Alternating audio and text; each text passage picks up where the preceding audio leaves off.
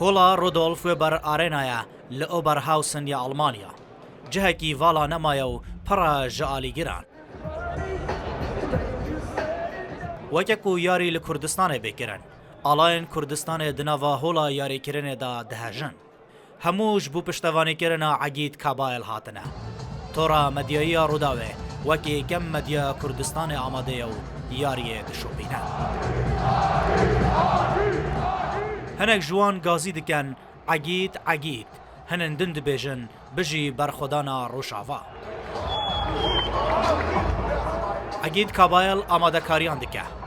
da ku li hemberî demîn kinîba hevrekê xwe Polandî hevrekiyeke dîrokî encam bide dema ku Egîtê hemû mobaylên xwe digirine dest û wêne û vîdyoyan ji bo qehremanê Kurd digirin hemû piştgiriyê didin da ku serkeftineke din bînît yariyê dest pê kir Egîdê Kurdistanê bi aramî çû nava hevrekiyê dem derbas dibe pêtiviya 12 rawend bên kirin lê tenê 3 rawend derbas bûn Egît Kabayel bi lêdaneke bihês li hemberî hevrekê xwe bi ser ket dengê Kurdistaniyan hola yarêgehê pir kir Almanî Kurd hemû bi hevra bû serkeftina Egît kêfxweş bûn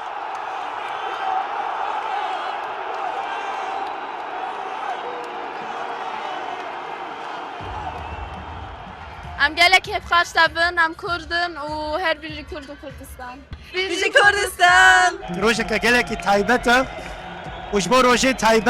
taybetî ku ew roj girêdayê tiştekî kurdewar Kurdî be ev kincê min ji min re